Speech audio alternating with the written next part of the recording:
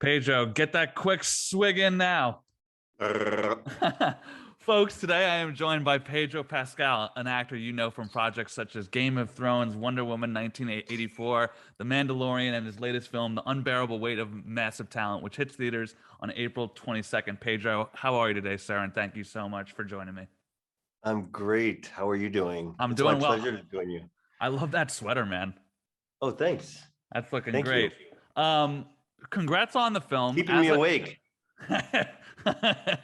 I'm sure it's been a long weekend, man. I've seen you at the premiere, and I'm sure you've been, but wall to wall with folks like me. So let me just start with congrats on the film. As I told Nick, I was literally slapping my knee and stomping my feet from laughing so hard. And I think what's really cool about this film is that it's the first time in a long time that I could remember laughing like that in a theater. And I think that's going to be the case for a lot of people, man. Oh man, I hope you're right. It's the same for me. We premiered the movie at South by Southwest and it was a packed theater, and it was my first time in a packed theater and I can't remember when.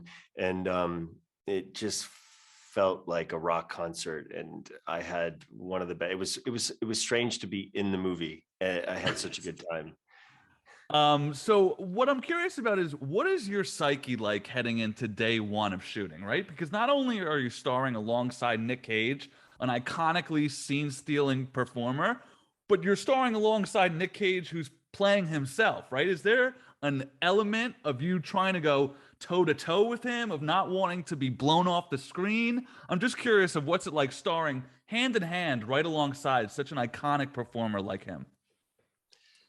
I guess if I was going to do my job correctly, to be intimidated is completely natural, but to be worried that they're going to kind of blow you off screen wouldn't really be good logic for the heart of the character. So it was really easy to kind of anchor myself into admiration and worship. And if he wanted to blow me off the fucking screen, he was allowed to blow me off the screen. If he wanted to invite me into the scene, if he wanted to give me light, if he wanted to take it away, I was his bitch, basically. And I felt like that was his, but I felt like that was the right thing to do. It was just such a, it was the right thing to do for the character and to tell the story. And of course he, didn't want to do any of those things. He's a complete professional. He's an incredible scene partner. There was almost something about, I don't know, reawakening the things that you care about, and why you got into it in the first place, because he's still challenging himself. He's super prepared. He's coming up with new ideas. And honestly, it was an incredible challenge to rise to, but it was mostly a really beautiful inspiration and like reminder of why I had this fantasy to start with, and then study and then job, was because of how he feels and how he treats acting. I got that same sense from him when I spoke to him. Something he brought up a few times was how much it scared him and why he took that on. And I just asked it of you because I'm curious if elite actors have the same mentality as elite athletes. Like if you're guarding LeBron James, you got to bring your A game that night. So I was just curious if it's the same thing in your line of work. But the next point Well, I definitely didn't feel like I could slack off. You know what I mean? Like yeah. I certainly, my best efforts were brought to each day of work. I guess what I mean to say is that it wasn't hard because I felt held. You know what I mean? Like, right, yeah. You have somebody. He was along for the ride with you. Absolutely. All you had to do was agree to dance. Right, got you. So I am utterly fascinated by the arc of your career and your rise to stardom. I genuinely mean when I say I think you and your team are doing an incredible job of selecting projects and building momentum off each one. To that end, don't give my agents any credit. They don't deserve. They don't. That's all you. Let's not plug my agents in this. All right. Well. If they're in the room with us, sorry, fellas and ladies. Just kidding. They're amazing. Let me just ask you, how do you go about choosing your roles, and what about this role drew you to it? Was there a portion of it being like, hey, everyone check it out. I could do comedy too. Actually, my agent really, really loved this project, and he called me about it. I was at the airport. Sometimes you get an email, or you get asked if you're interested in something. This was like a phone call to tell me how excited he was about a script. And then he told me what it was about, which I thought was hilarious. I read it that day, and honestly, like I'm a big movie nerd. And if you just look at my timeline, and if at the age that I started to consume cinema, Nicolas Cage was just so much a part of it. And he's kind of my Brando, you know, Mm. and within every kind of genre of movies, whether it's a comedy or low budget independent or something big and commercial or action or whatever, he was still bringing, these wild characters to life.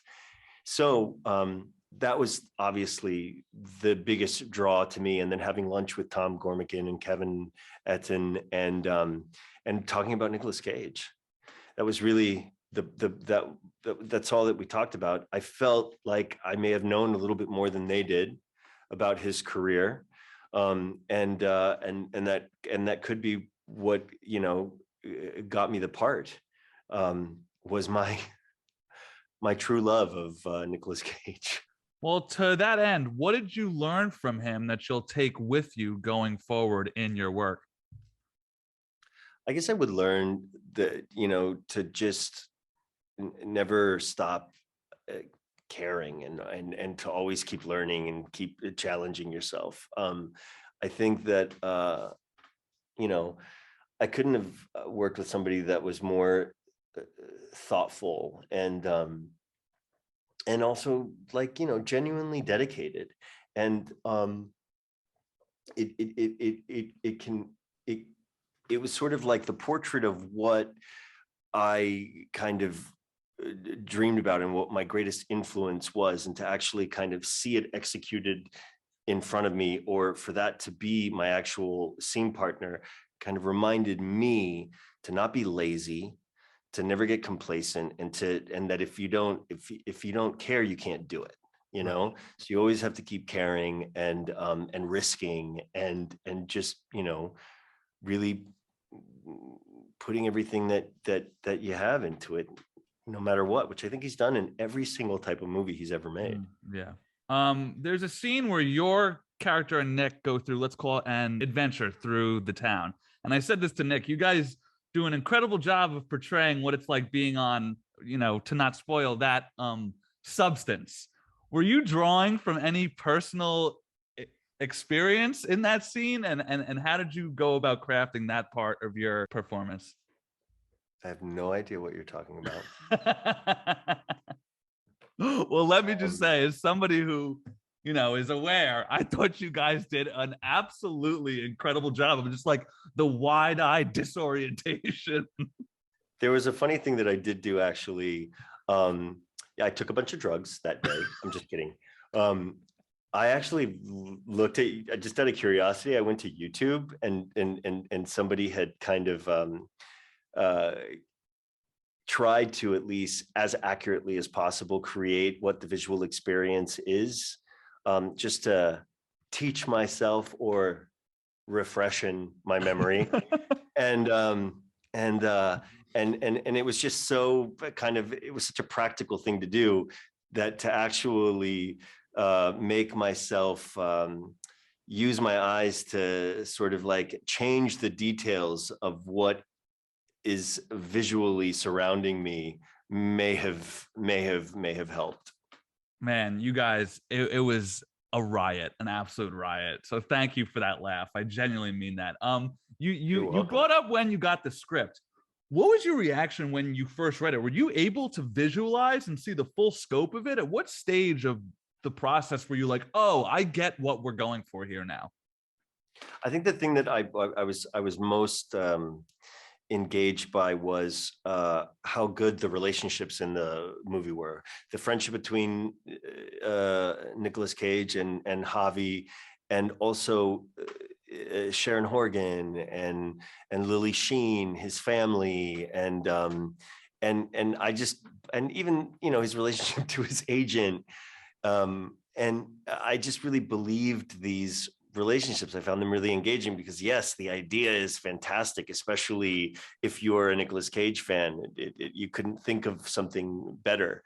But it wouldn't work if you didn't believe the relationships in the movie, and actually almost kind of forget about the meta aspect, and then just get invested and have a good time, which I think ultimately I didn't think they'd be able to pull off. I thought that it was like a really, really great idea. And it's just so unfortunate that it probably won't work. And I will say it really did. I really had the best time when I That's saw it. awesome. And I'm really, really proud of Tom and Kevin and Nick and everyone involved, because I just had such a good time, and I miss movies. And this movie, you know, it just made me remember what movies are. Mm. Yeah, well, the fun that you guys have definitely comes through. I want to swing over to Mando, but I'm going to do my best not to pry about season 3 because I'm sure you get that Well, I'm all the not going time. to tell you nothing. I know. But I do want to ask, sort of looking backwards. I grew up with the prequels, right? And for me, this show was the first time I finally like understood Star Wars magic. It was the scene in the season 1 finale when you guys are holed in at the bar and Mando, the door opens and you kick your way out and the score swells up. And for the first time in my life, I was like, wow, Star Wars magic. I finally get it. Is there a moment like that for you in your show or the franchise at large? Well, I was born in 75, so Star Wars is just part of my upbringing. The first films, and it was similarly like it is to kind of step on set and get in front of the camera with Nicolas Cage as your scene partner, is a very similar experience to have like stepped onto the set of Mandalorian. And because there's so much that is made visually with this volume apparatus that is kind of a new wave of technology, but there are very, very practical effects that are involved in these very immaculate, incredible sets that are built. And yeah, it was like stepping into uh, uh, your own imagination that was so influenced by these first films that came out, and there couldn't be anything more bizarre and beautiful in that regard, you know, because it was so much a part of my childhood experience.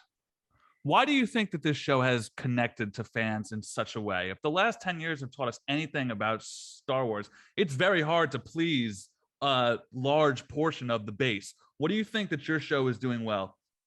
I think it's really, really, I think it's really simple. I think it's just because John Favreau and Dave Filoni and everyone behind the show love uh, Star Wars so much, Yeah. Gotcha. and All take right. the time to actually like prioritize that love and to nurture that and to find the stories through something that's very close to their hearts. Similarly, just to plug this movie as well, as Tom and Kevin have done with like their love of Nicolas Cage, you know, Right. it's kind of what makes it work. It's caring about it so much, so that you know, that translates. People can feel that. Right. Pedro, I have, like I said at the top, I have been fascinated by your arc these last few years. I think you've turned into one of the most likable, easy to root for movie stars that we have. I wish you all the best going forward, whether it be what? You're gonna make me cry. Oh, I I have a was like, did I hangover. offend him? Did I offend him? No, making me emotional. No, but seriously, man, I love your Very work. You kind. seem like such a great guy, and I can't wait to see all the stuff that you have for us in the next few years, sir. Thanks, man. Thanks so Hey, much. Such a pleasure to talk to you. thanks, Pedro. Take care, sir.